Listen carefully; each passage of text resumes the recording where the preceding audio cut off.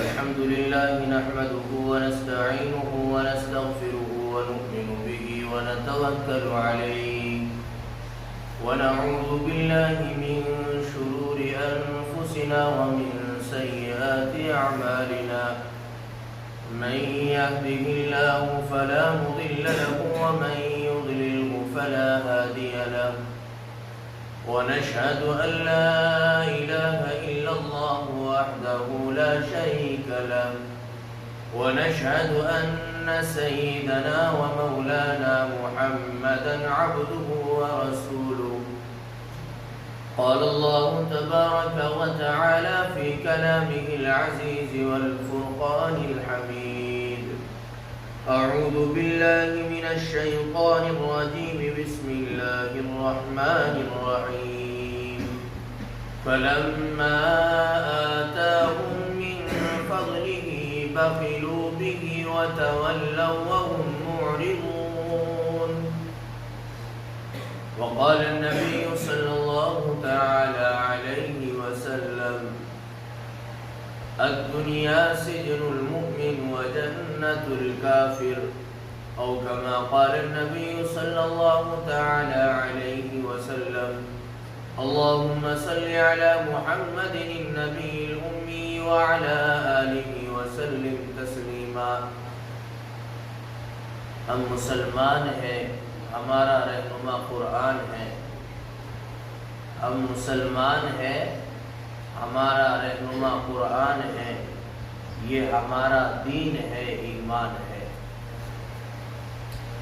میرے معزز بھائی و بزرگ اور عزیز دوستو، اللہ رب العزت نے قرآن کریم میں ایک آیت نازل فرمایا فَلَمَّا آتَاهُم مِّن فَضْلِهِ بَخِلُوا بِهِ وَتَوَلَّوْا وَهُمْ مُعْرِضُونَ. اور یہ آیت، اس کے نازل کرنے کی کچھ وجوہات اور اس کے اسباب نزول مختلف طریقے پر بیان کیے گئے، جن میں سے مفسرین نے ایک وجہ یہ بیان کی ہے کہ جس وقت میں اللہ کے نبی صلی اللہ تعالی علیہ وسلم نے یہ اعلان فرمایا کہ مسلمانوں کے پاس جو مال ہے، جو ذخیرہ ہے، اس میں سے زکوٰۃ کے طور پر کچھ مال اللہ کی راہ میں نکالنا ہوتا ہے، تو جو لوگ زکوٰۃ نکالنے والے تھے وہ نکالتے رہے،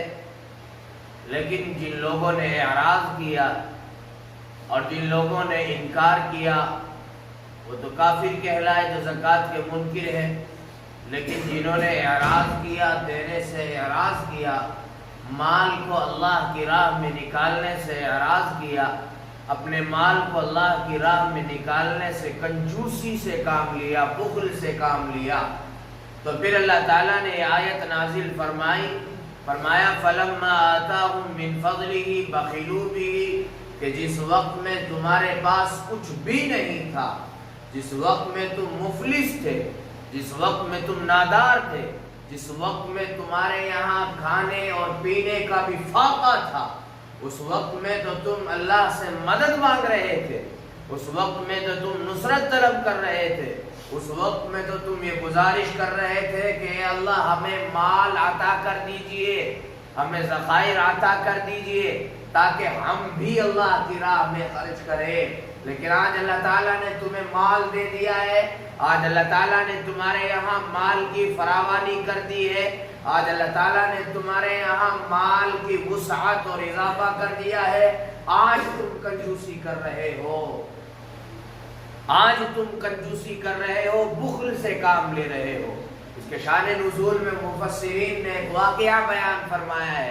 فرمایا کہ جس وقت میں اللہ کے نبی صلی اللہ علیہ وسلم نے اپنے قاصدوں کو زکوٰۃ کی وصولی کے لیے بھیجا کہ جاؤ اور زکوٰۃ وصول کر کے لے کر کے آؤ، تو ایک صاحب تھے حضرت ثعلبہ، ان کے پاس جب وہ قاصدین گئے اور جا کر کے کہا کہ ہمیں اللہ کے نبی صلی اللہ تعالی علیہ وسلم نے آپ کے پاس بھیجا ہے، اور اللہ کے نبی نے فرمایا ہے کہ حضرت ثعلبہ سے جا کر کے زکوٰۃ وصول کر کے لے کر کے آؤ. دراصل کچھ دنوں پہلے یہ حضرت ثعلبہ ان کے پاس کچھ بھی چیز نہیں تھی، ان کے پاس کچھ نہیں تھا، یہ مفلس تھے، نادار تھے، اور اللہ کے نبی سے آ کر کے گزارش کر رہے تھے کہ یا رسول اللہ آپ میرے لیے اللہ سے دعا فرما دیجئے تاکہ میں رئیس ہو جاؤں، مالدار ہو جاؤں، اور مجھ پر بھی زکوٰۃ عائد ہو جائے، اس حق کا میں مستحق ہو جاؤں۔ اللہ کے نبی سے دعا کرانے کے لیے آئے، اللہ کے نبی نے فرمایا کہ اے ثعلبہ رہنے دو،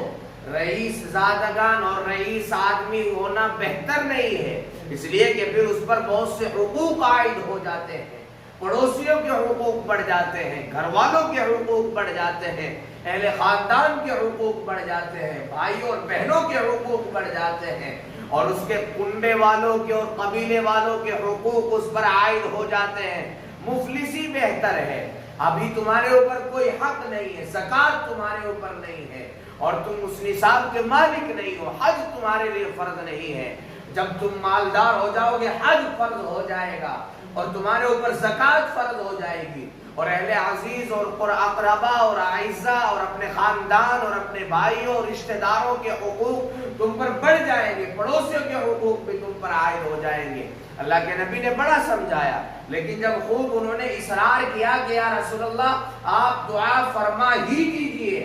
تاکہ میں مالدار ہو جاؤں، رئیس ہو جاؤں، اللہ کے نبی صلی اللہ علیہ وسلم نے دعا فرما دی۔ جب رحمت والے ہاتھ اٹھے اور اللہ کے نبی صلی اللہ علیہ وسلم نے دعا فرمائی تو حضرت ثعلبہ کا جو بکریوں کا ریوڑ تھا، مفسرین نے لکھا ہے کہ کئی میل تک ان کی بکریوں کا ریوڑ اکٹھا ہونے لگا اور خوب رئیس ہو گئے۔ کسی زمانے میں تو ایک آدھ بکریاں بھی مشکل تھی ان کے پاس، لیکن اب بکریوں کی اتنی فراوانی ہوئی کہ کئی میل تک ان کی بکریاں اور ان کی اونٹنیاں کھڑے ہونے لگے، ریوڑ جمع ہونے لگا۔ اور جب اللہ کے نبی کو علم میں آیا کہ ہاں اب ثعلبہ صاحب نصاب ہو گیا ہے اور زکوٰۃ اس پر فرض ہو گئی ہے، تو پھر اللہ کے نبی نے اپنے قاصدوں کو بھیجا کہ جاؤ ان سے زکوٰۃ لے کر کے آؤ، کیونکہ اب وہ زکوٰۃ کے مستحق ہو گئے ہیں، اب ان کو زکوٰۃ دینی ہے۔ تو پھر جب وہ ان کے پاس زکوٰۃ لینے کے لیے گئے تو اس کے جواب میں، قاصد کے جواب میں، جب قاصد نے کہا کہ ہمیں اللہ کے نبی نے بھیجا ہے زکوٰۃ وصول کرنے کے لیے، تو انہوں نے کہا کہ اچھا لگ گیا مجھ پر بھی ٹیکس۔ یہ جملہ کہنا تھا، اللہ کے نبی صلی اللہ علیہ وسلم پر آیت نازل ہوئی، فَلَمَّا آتَاهُم مِّن فَضْلِهِ بَخِلُوا بِهِ وَتَوَلَّوْا وَهُمْ مُعْرِضُونَ، کہ جس وقت میں وہ نادار ہوتے ہیں، مفلس ہوتے ہیں، اور جس وقت میں وہ فقر و فاقے سے جوجھ رہے ہوتے ہیں، اور جس وقت میں ان کے پاس مال کی تنگی ہوتی ہے، اور جس وقت میں ان کے پاس ان کے گھر کے اخراجات چلانے کے لیے بھی رقم نہیں ہوتی، اس وقت میں تو وہ مجھ سے مدد طلب کرتے ہیں، یعنی اللہ تعالیٰ فرما رہا ہے، اس وقت میں تو وہ مجھ سے مانگ رہے ہوتے ہیں، اس وقت میں تو وہ میرے سامنے ہاتھ پھیلانے کی گزارشات کر رہے ہوتے ہیں، اس وقت میں تو وہ مجھ سے مدد طلب کر رہے ہوتے ہیں۔ اور جب وہ حق جو اللہ تعالیٰ نے متعین کر دیا ہے اور جو صاحب نصاب سے اس کا مطالبہ کیا جاتا ہے، جن کو اللہ تعالیٰ دے دیتا ہے اور پھر دے کر کے ان کے امتحان لینے کی شکل بنائی ہوتی ہے، فرمایا کہ اس وقت میں وہ کنجوسی کرتے ہیں، یعنی اللہ کی راہ میں خرچ کرنے سے پھر اعراض کرتے ہیں، کنجوسیاں کرتے ہیں اور پھر بخل کرتے ہیں۔ اللہ تعالیٰ نے سختی کا اظہار کیا اور پھر اللہ کے نبی صلی اللہ علیہ وسلم نے فرمایا کہ ثعلبہ تو ہلاک ہو گیا۔ چنانچہ پھر حضرات صحابہ کرام میں سے دو صحابی جو وہاں قاصد کی حیثیت سے گئے تھے، وہ آئے اور آ کر کے اللہ کے نبی کی زبان سے جب یہ سنا کہ ثعلبہ تو ہلاک ہو گیا، وہ دوڑے گئے اور جا کر کے اللہ کے نبی کے اس حضرت ثعلبہ کے پاس گئے اور جا کر کے کہا کہ ثعلبہ تم نے کیا کر لیا ہے، تو نے تو اپنے آپ کو ہلاک کر لیا۔ اب وہ آئے اور آ کر کے کہا کہ یا رسول اللہ میں زکوٰۃ دینا چاہتا ہوں، میری زکوٰۃ قبول فرما لیجیے۔ اللہ کے نبی نے فرمایا نہیں، اللہ نے لینے سے انکار، تمہارا مال تمہارے سپرد، اب تمہارا مال یہاں قبول نہیں، انکار کرو۔ اللہ کے نبی کی پوری حیات طیبہ میں کبھی ان کی زکوٰۃ قبول نہیں کی گئی اور نہ ان سے زکوٰۃ کا پھر بعد میں مطالبہ کیا. چنانچہ نبی صلی اللہ علیہ وسلم کے بعد حضرت ابو بکر رضی اللہ تعالیٰ عنہ کی خلافت آئی. خلافت صدیقی میں انہوں نے بھی، حضرت ابو بکر نے بھی ان سے مال لینے سے انکار کر دیا. انہوں نے اپنا مال پیش کیا، کہا میں ساری بکریوں کا ریوڑ پیش کرتا ہوں، سارا مال پیش کرتا ہوں. کہا نہیں، جب اللہ کے نبی نے نہیں لیا تو میں کیسے لے سکتا ہوں. پھر حضرت عمر رضی اللہ تعالیٰ عنہ کی خلافت آئی. حضرت عمر رضی اللہ تعالیٰ عنہ کے سامنے مال پیش کیا گیا. حضرت عمر نے بھی لینے سے انکار کر دیا. نہیں، جب اللہ کے نبی نے نہیں لیا، حضرت ابو بکر نے نہیں لیا، میں کون ہوتا ہوں لینے والا. انکار کر دیا. بلاخر حضرت عثمان ذو النورین رضی اللہ تعالیٰ عنہ کی دور خلافت میں ان کا انتقال ہے. تو بہرحال سمجھانا یہ ہے کہ یہ جو مال ہے ہمارے پاس، یہ مال ہمارا اپنا نہیں ہے، یہ مال اللہ کا دیا ہوا ہے. اور اس مال پر کچھ حقوق ہیں جو اللہ تعالیٰ نے ہم پر متعین کیے ہیں. ان میں سے غرباء کے بھی حقوق ہیں، اعزاء اور اقارب کے بھی حقوق ہیں. اور اگر صاحب نصاب ہے تو پھر اس مال سے صاحب زکوٰۃ بھی نکالنی ہے. ہمارے پڑوس میں اگر کوئی مفلس اور غریب رہتا ہے، اس کو بھی اس مال کی جھلک دکھانی ہے، اس کے اوپر بھی اس مال کی فراوانی کرنی ہے. یہ اسلام کی تعلیم ہے. آپ نے نام سنا ہوگا حاتم طائی، یہ بڑے فیاض ترین انسان تھے، عرب کے بڑے فیاض ترین انسان تھے.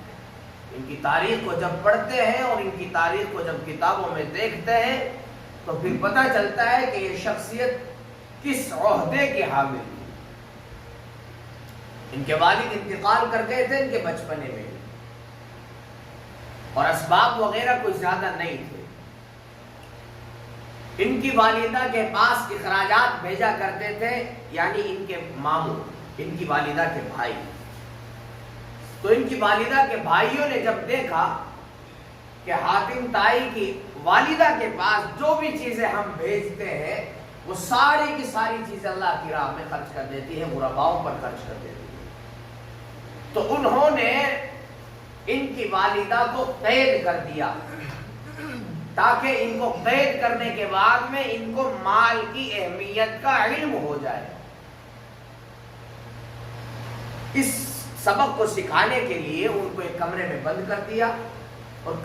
کئی مہینوں تک ان کو قید رکھا تاکہ ان کو ایک سبق مل جائے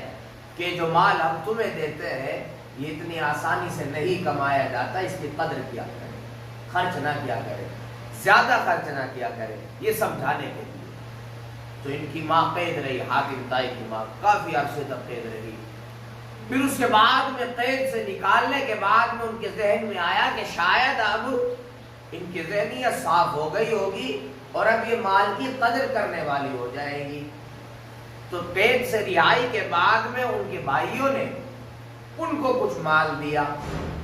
اور اچھا خاصا مال دیا کہ اب آپ اپنی زندگی کو گزر بسر کریں اچھے پیمانے پر. شام کے وقت میں ایک عورت آئی اور اس نے اپنی مفلسی کا قصہ سنایا حاتم طائی کی ماں کو کہ میں غریب ہوں، نادار ہوں، مفلس ہوں، آپ میری مدد کیجئے، میری نصرت کیجئے، اور میں اس وقت میں فقر و فاقے سے اور تنگی سے جوجھ رہی ہوں، آپ میری کچھ مدد فرما دیجیے. چنانچہ حاتم طائی کی والدہ نے جتنا بھی مال اس کے گھر میں تھا سارا کا سارا نکال کر اس کے حوالے کر دیا اور کہا کہ میں قید میں رہ کر کے آئی ہوں، مفلسی کی زندگی گزار کر کے آئی ہوں، کوئی مجھ سے پوچھے مفلسی کی زندگی کتنی تنگ دستی کی ہوتی ہے. چنانچہ میں نہیں چاہتی کہ کوئی میری جیسی زندگی گزارے، میں سبق سیکھ کر کے آ گئی ہوں مفلسی کا. چنانچہ میں یہ بھی نہیں چاہتی کہ کوئی مفلس ترین انسان مفلسی کے اندر زندگی گزارے. یہ فیاضی کا عالم تھا ان کی والدہ. تو سبق جو ملا ہے والدہ سے ملا ہے. ان کی والدہ نے اپنی حیات میں فیاضی دکھائی ہے اور اپنا خود واقعہ فرماتے ہیں حاتم طائی. وہ اپنے دادا کے ساتھ ایک مرتبہ ایک جنگل میں اونٹ چرا رہے تھے اور کوئی شخص آیا، دو شخص آئے اور آنے کے بعد میں انہوں نے دیکھا کہ یہ کوئی مہمان ہے. چنانچہ حاتم طائی نے 2 اونٹ ذبح کرائے اور اچھا خاصا گوشت ان کی خدمت میں پیش کر دیا. اور جب انہوں نے اپنا تعارف کرایا کہ ہم فلاں قبیلے سے ہیں اور فلاں جگہ سے آئے ہیں، تو حاتم طائی نے جتنے بھی اونٹوں کا ریوڑ تھا، جو بھی اونٹ تھے، سارے کے سارے ان کے حوالے کر دیے کہ لے جاؤ، اور یہ اللہ کی راہ میں تمہارے لیے دے رہا ہوں، آپ ان کے ذریعے سے اپنا جو اسباب ہے اس کو اضافہ دیجیے. یہ تھا فیاضی کا عالم حاتم طائی کا. چنانچہ ان کے تعلق سے واقعہ لکھا ہے، ایک مرتبہ ان کے یہاں فقر و فاقہ بڑے پیمانے پر ہو گیا اور کچھ بھی گھر میں نہیں تھا. خود ان کے بچے کئی کئی دنوں کے فاقے گزار رہے تھے اور کوئی سبب نہیں تھا حاتم طائی کے بچوں کے پاس کہ شام کا کھانا کس طریقے سے کھایا جائے. کوئی چیز بھی موجود نہیں ہے. ایک عورت آئی اور آ کر کے دروازہ کھٹکھٹایا کہ حاتم طائی موجود ہے. وہ باہر نکلے کہ جی فرمائے. کہا کہ میں ہوں اور میرے بچے ہیں، کئی دنوں سے فاقہ گزار رہے ہیں اور آپ کے در کے علاوہ مجھے نظر نہیں آتا کوئی در جو میری نصرت کر سکے ظاہری اعتبار سے. حاتم طائی کے گھر میں صرف ایک گھوڑا تھا جس کے ذریعے سے وہ سفر وغیرہ کر لیا کرتے تھے. انہوں نے اس گھوڑے کو منگایا اور ذبح کرایا، اور ذبح کرانے کے بعد میں وہ سارا ان کو کہا کہ جتنا گوشت تمہیں چاہیے تم لے جاؤ، اور باقی جو غریب ہے وہ لے جا سکتے ہیں، جس کو جتنی ضرورت ہو لے سکتے ہیں. یاد رکھیے کہ گھوڑا جو ہے وہ شرعی اعتبار سے ذبح کر کے کھانا جائز ہے تمام فقہاء کے نزدیک. ایک موقع پر امام اعظم ابو حنیفہ رحمۃ اللہ علیہ نے اس کو مکروہ بیان فرمایا تھا. وہ اس وقت میں بیان فرمایا تھا حجاج بن یوسف کے زمانے میں، جس وقت میں لوگ سب سے زیادہ گھوڑے کو کھانے لگے تھے اور خدشہ ہونے لگا تھا کہ کہیں جنگ میں گھوڑے کم نہ پڑ جائے. اس لیے کہا کہ گھوڑے اب مکروہ ہے یعنی ناپسند ہے، آپ ان کو نہ کھائیے. اگر آپ ان کو کھا لیں گے تو پھر جنگ کن پر سوار ہو کر کے لڑو گے. تو پھر کچھ وقت کے بعد میں جب گھوڑوں کی فراوانی ہو گئی اور جنگ ختم ہو گئی تو پھر فرمایا کہ کھا سکتے. تو تمام فقہاء کرام کے نزدیک دین اسلام میں گھوڑا کا جو ہے کھانا بالکل بلا کراہت جائز ہے، اس میں کوئی کسی کا خلاف نہیں ہے. اور ترکی کے لوگ تو اب بھی گھوڑے کو زیادہ پسندیدہ طور پر کھاتے ہیں، ان کے یہاں تو مستقل یہی غذا ہے. تو بہرحال انہوں نے گھوڑے کو ذبح کرایا اور ذبح کرانے کے بعد میں اس کا گوشت تمام غرباؤں میں تقسیم کر دیا. اب اندازہ لگائیے کہ کسی کے گھر میں صرف ایک چیز ہو اور وہ اسی کو اللہ کی راہ میں خرچ کر دے تو اس کی فیاضی کا کیا حال ہے. اس کے زمانے میں لکھا ہے کہ جس وقت میں حاتم طائی ہوا کرتے تھے وہ مسافروں کے لیے درخت کی ٹہنیوں پر کھانے لٹکا دیا کرتے تھے کہ جو شام کے وقت میں جو مسافر یہاں سے گزرتے ہوئے یہاں سے کھانا اتارے اور اتار کر کے کھاتے چلے جائیں. یہ ان کی فیاضی کا عالم ہے. ان کے یہاں ایک مرتبہ بڑا مشہور و معروف اور بہت عمدہ گھوڑا تھا ان کے یہاں، صرف ایک ہی گھوڑا، اور وہ انہوں نے برائے فروخت نکال دیا کہ میں اسے فروخت کرنا چاہتا ہوں، بیچنا چاہتا ہوں. تو اکرم ضیفہ کا ان کے یہاں بڑا اعزاز تھا اور وہ اس حدیث پر بڑے عمل پیرا تھے. مہمان آئے ان کے یہاں 2 شام کے وقت میں اور ان کی اچھی خاصی انہوں نے جو ہے باقاعدہ طور پر میزبانی کی، اچھی خاصی تھی ان کی جو ہے اضافت کی اور خوب ان کی مہمان نوازی. تو جب صبح ہوئی تو ان مہمانوں نے بتایا کہ ہم فلاں جگہ سے آئے ہیں اور ہمیں علم ہوا تھا کہ آپ کے یہاں کوئی گھوڑا ہے جسے آپ بیچنا چاہتے ہیں اور ہم اس گھوڑے کو خریدنے کے لیے آئے ہیں. حاتم طائی مسکرائے اور کہنے لگے کہ دیکھو وہ بیش قیمت گھوڑا تھا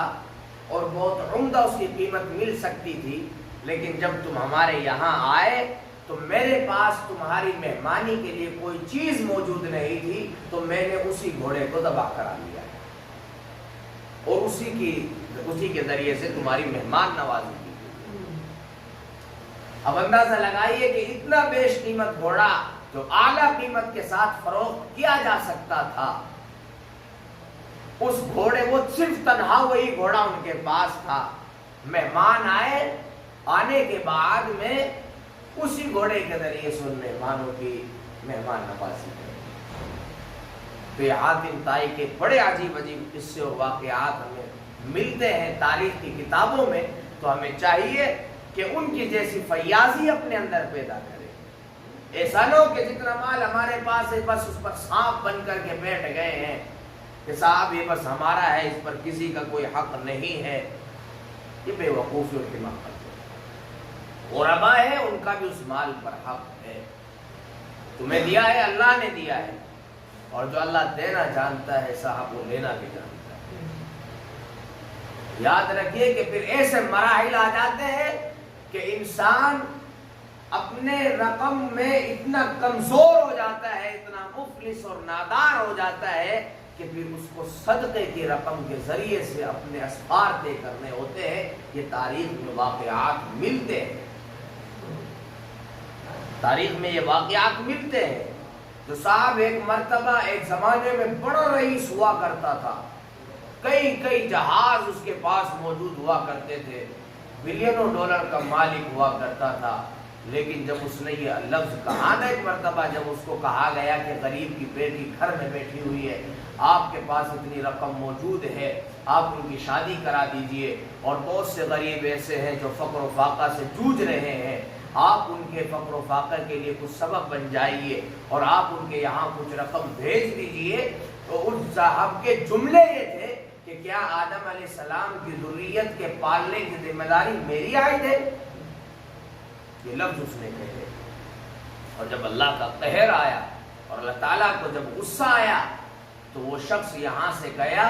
عرب ممالک میں باقاعدہ رہا، تو وہاں جا کر کے اس کی طبیعت خراب ہوئی، جتنا بھی مال اس کے پاس تھا سارا کا سارا ختم ہو گیا، کچھ بھی نہیں بچا۔ یہاں تک کہ اس حد تک اس کا سارا مال اور سارا کے سارے جتنے بھی اس کے پاس فلائٹ وغیرہ تھی، جتنے بھی جہاز وغیرہ تھے، سب فروخت کرنے کے بعد میں سب کچھ اس کی صحت پر لگا دیا، سارا کا سارا مال، گھر مکان سب بک گیا۔ اس کے بعد میں یہاں تک کہ اس کے پاس وہاں سے لوٹنے کو کرایہ بھی نہیں تھا اپنے وطن واپسی کا۔ تو عرب کے کچھ لوگوں نے صدقے کی جو رقم جمع کی ہوئی تھی، اس صدقے کی رقم سے ان کا ٹکٹ بنوایا، اور ٹکٹ بنوانے کے بعد میں ان کو ان کے ملک واپس لے گیا، اور ان کو بتا دیا گیا کہ جو ٹکٹ تمہارا بنوایا جا رہا ہے یہ صدقے کی رقم سے بنوایا جا رہا ہے، اور اس لیے کہ اب تم مفلس ہو اور یہ صدقہ تمہارے لیے جائز ہے۔ تو یاد رکھیے جو اللہ دینا جانتا ہے وہ لینا نہیں جانتا۔ یہ الگ بات ہے کہ وہ چھینے گا نہیں، تمہاری آنکھوں کے سامنے تمہارا مال نکلتا رہے گا۔ اگر تم سانپ بن کر کے ہم اس کے اوپر بیٹھے رہے تو پھر یاد رکھیں کہ ہمارے کچھ پیسے ہاسپٹلوں میں جاتے رہیں گے، کچھ دوسرے مقامات پر جاتے رہیں گے، تصور بھی نہیں ہوگا، اور ہمیں معلوم ہوگا کہ کچھ وقفے کے بعد ہمارے پاس کچھ بھی نہیں بچے گا۔ تو اس لیے یہ جو مال اللہ نے دیا ہے اس کو اللہ کی راہ میں خرچ کرنے کے عادی ہو جائے، اور اللہ کی راہ میں خرچ کرنے کی عادت ڈالے، اپنے اوپر بھی عادت ڈالے، اور اپنے اہل و اقارب اور اپنے بچوں کو بھی اس کا عادی بنائے۔ آپ کے سامنے واقعہ آیا ہے حاتم طائی کا، ان کی والدہ ان کی حیات میں سارا مال اللہ کی راہ میں خرچ کر رہی ہے تاکہ میرے بچے کو سبق ملے اور میرا بچہ فیاض بنے۔ اللہ نے ایسا فیاض بنایا کہ تاریخ میں ان کی فیاضی کے چرچے آج بھی یاد کیے جاتے ہیں، اور آج بھی پوری دنیا ان کی فیاضی کے قائل ہے۔ تو ہمیں چاہیے کہ ایسی فیاضی اپنے اندر پیدا کرے۔ اللہ تعالی ہم سبوں کو سمجھنے کی توفیق عطا فرمائے۔ وآخر دعوانا الحمدللہ رب العالمین۔